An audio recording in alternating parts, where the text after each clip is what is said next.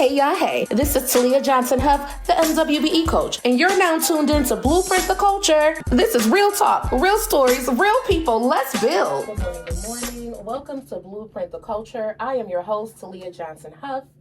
Thank you for tuning in. Today, we have another special guest coming from the MWBE community. This one is about legacy, y'all, and I'm so excited to have Marcus J. Moses join me today. Marcus, welcome to Blueprint the Culture.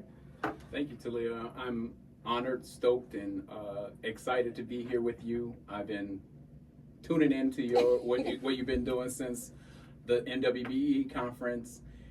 It's been over almost a year since I've been tuning in. The things that you're laying down is gold.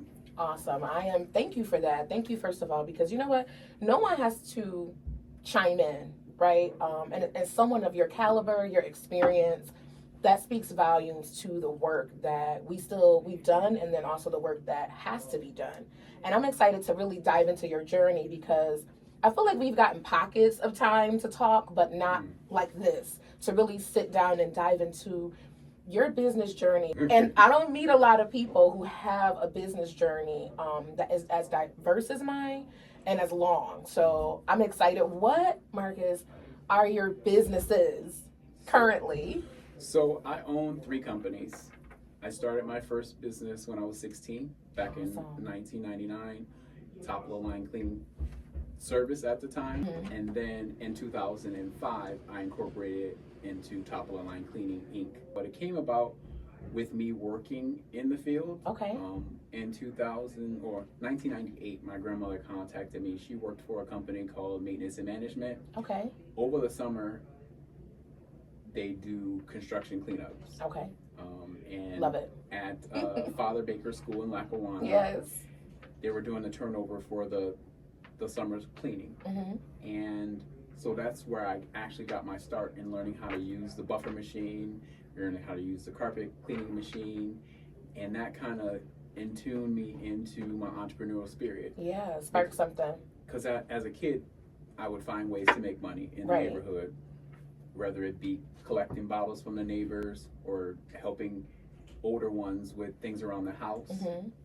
Not expecting to make any money, but getting a few dollars in my pocket as a kid from a mentor. And he says, well, you're already cleaning for a company. A company, right. My wife cleans for people in their homes, making just about what you're making in 5 days. Right.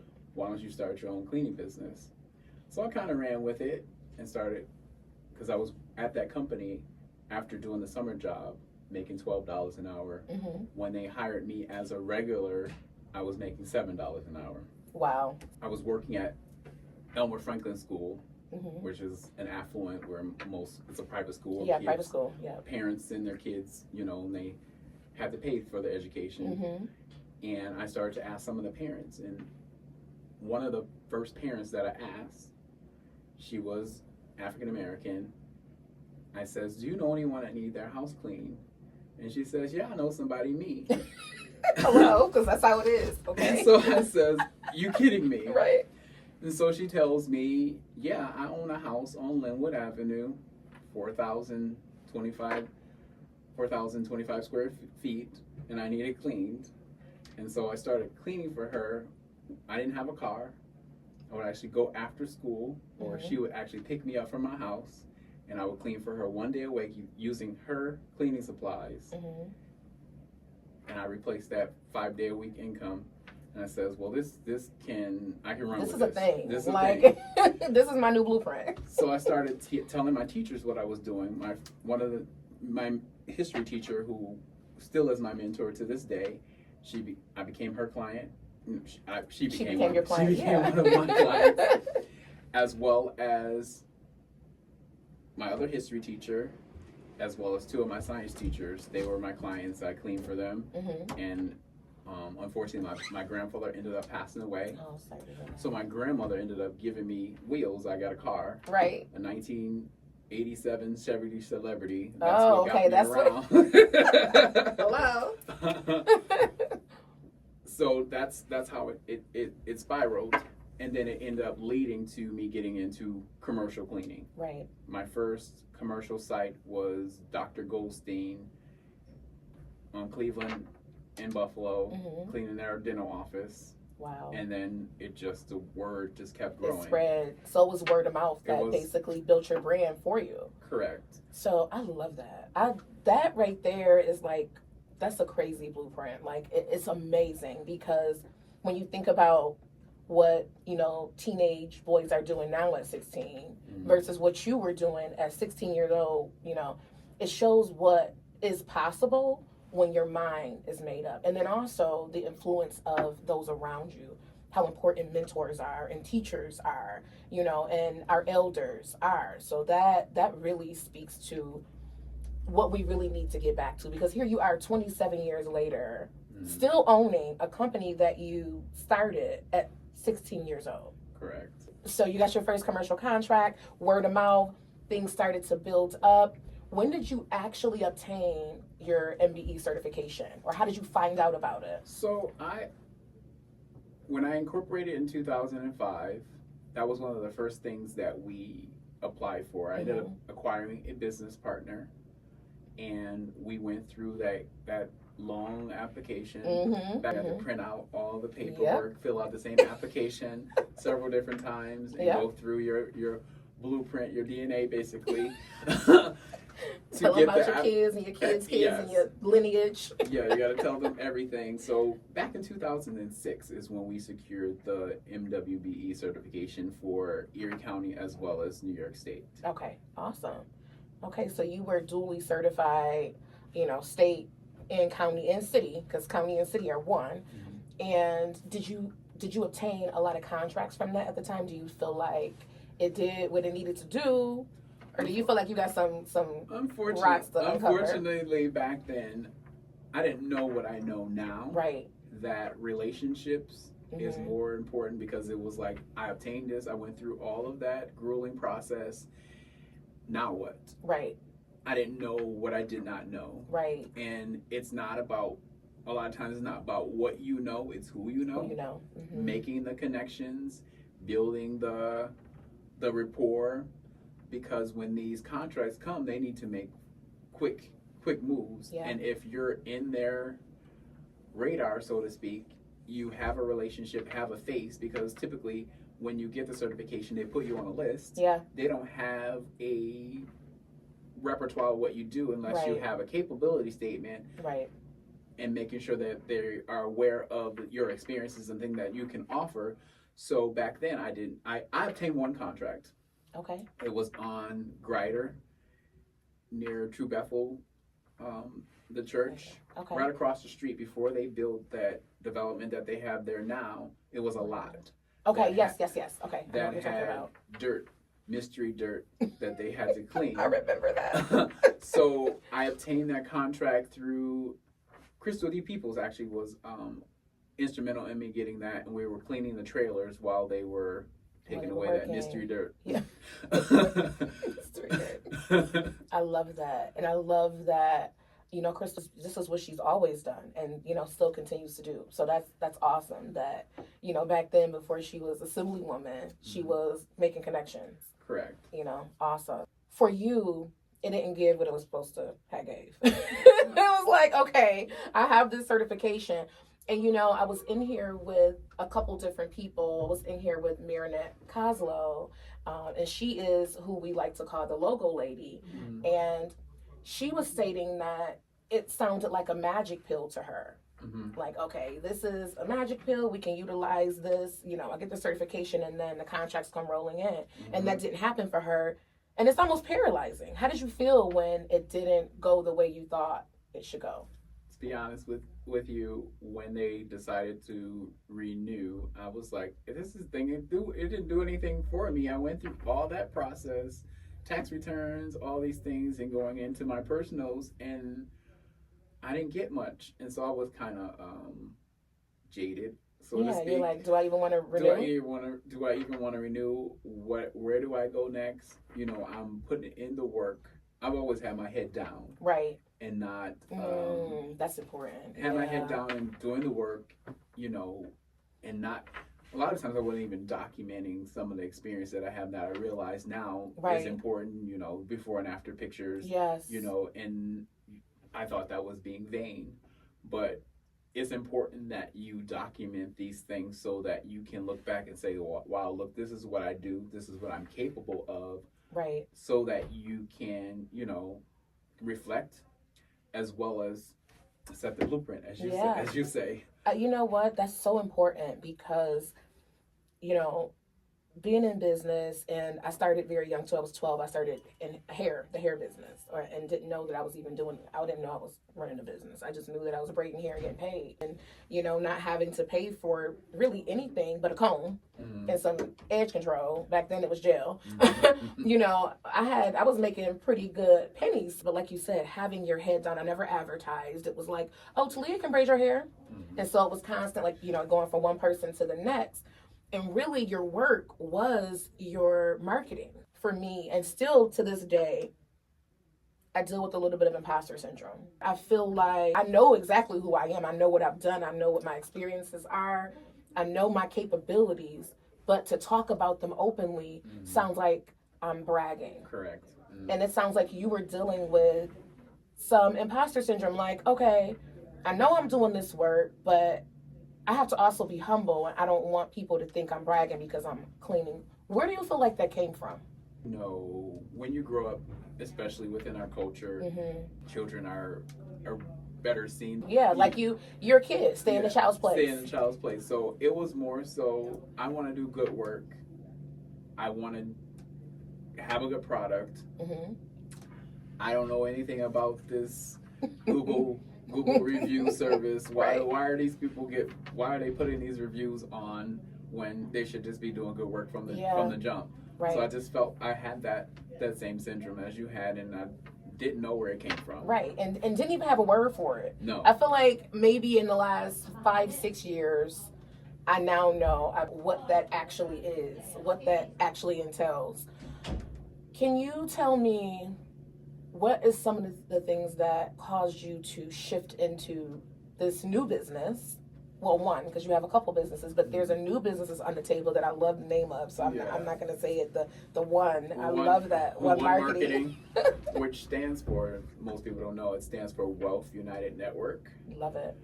And because I was a part of another company that actually had those acronyms. Okay. And because I was also within the business, dove into, when I became 18, dove into several network marketing companies, which I think that everybody should experience because it teaches you leadership, teaches you how to sell anything. I can sell you the earrings that you're wearing right now, even though you bought them. Right. So, where am I at with this? No, you were saying like basically WUN United. Yeah, it came from one of the companies that was called Wake Up Now at the time.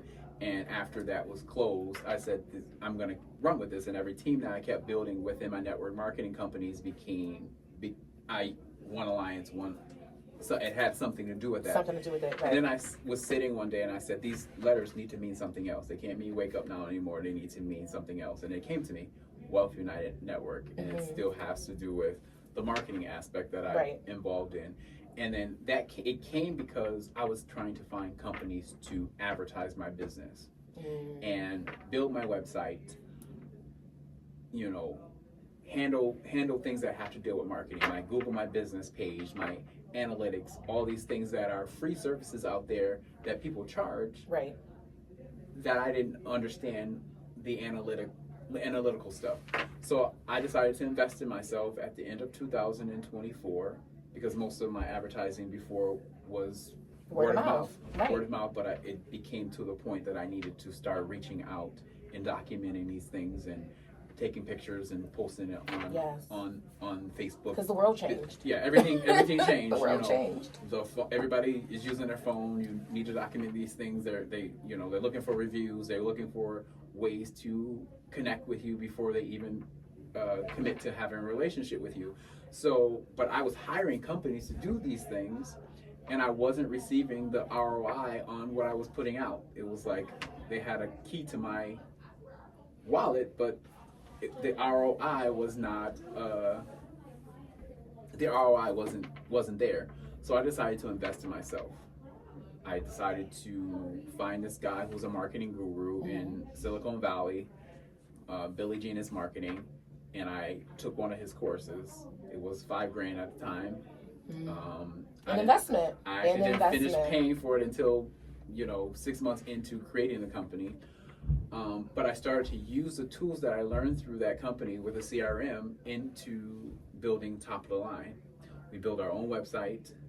We build the automations and a quick response. I hired a VA to help me do all those things, and then it just became this business that is known as WUN Marketing now. So we do our own internal marketing for all three of my companies: Top of the Line, WUN Marketing, as well as Carrier One, which is I establish businesses and help them incorporate. Okay. And then we're also going to be going within 2026. We're going to be going into carrier services for medical transport of different things when it comes to carrier services. Oh, awesome! I love that. So you have a network, and all of your businesses are intertwined. Correct. I believe that is a blueprint for success, because intertwining businesses. I don't know about you, but for me, I certainly don't think that we live in a time where you can only have one stream of income anymore. Absolutely. Just living expenses, and then especially when you have been subject to a way of living or a way of life, and then to not be able to grasp that, we have to have multiple streams of income. I love that you shared your journey about network marketing.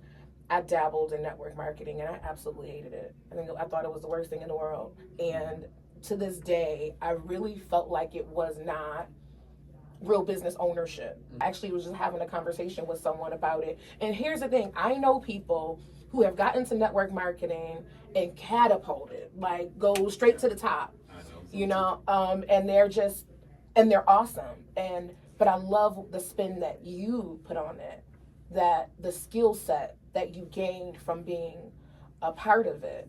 And for me, it's like this is my baby. You grow with this business, like it's real ownership. Correct. And you don't have that in the network marketing. It's like, I have to go to this rule regulation book, and for me. That can change. It can change. Yeah. And on top of it, you can invest so much in it, and if they decide to close it. Yeah. That's what happened to the acronyms for Wake Up Now became the CEO was stealing from the company, and the Fed shut it down. Wow. And yeah, I had a associate who had put all her stake in it, and she went through a strong depression behind it because all her stake was in there. Wow. It was there. It was a viable company, but when people make bad decisions, that's it. Because you don't have control over what's going on at the top, and that always scared me. I've always been I'm risky when it comes to style, fashion.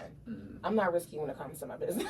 I'm very funny about my funds because, I'm like you. Like, my head's down. I'm working hard. I'm going to do what I got to do, but I'm not going to let anybody else take me down with them. Like, I will disassociate. Like, I got to cut cord. I'm sorry. Yeah. And I love that thank you for sharing that piece, because I think that's so important, for people to know. But I love how you shared the skill set that you still carry into your other businesses and now your network of businesses. Correct. What would you say today to 16-year-old Marcus? Before, I was very competitive. I would say open your eyes to partnerships and being able to make those necessary. You may have someone, I say this to say, you may have someone in the same line of business. Yeah. Yes, you are competitors. Right. But you also can align yourself with each other and learn from each other and teach each other skills that you wouldn't be able to learn from someone that's in a different field. Yeah. So, yes, we're competitors, but we also can align ourselves with each other and support each other in business. I love that. Because it's not a crab in a buckets game in business. You have to find ways to innovate yourself, and the way to do that is through experience and being able to be vulnerable. Yeah. And to share what you're going through, because it's nothing that we go through is new. It's not. And so nothing new under the people sun. in business, there's books written about the things that you're going to go through in business. Yeah. Why not, if you're in the same business line, help each other to grow from your mistakes, because you're going to make mistakes, and they're going to be many, and being able to not wallow in those mistakes and being able to shift and pivot and build beyond those mistakes, because there is diamonds or gold at the end of the tunnel. Yeah, that's so important. It is so important for us, especially in our culture. As African Americans, we are literally the culture who disconnects from collaboration.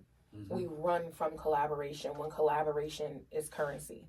It is. Relationships is currency, but collaboration is currency. I have this thing, and it's already trademarked, so don't try to steal it, y'all. I call it character over coins, and collaboration over competition.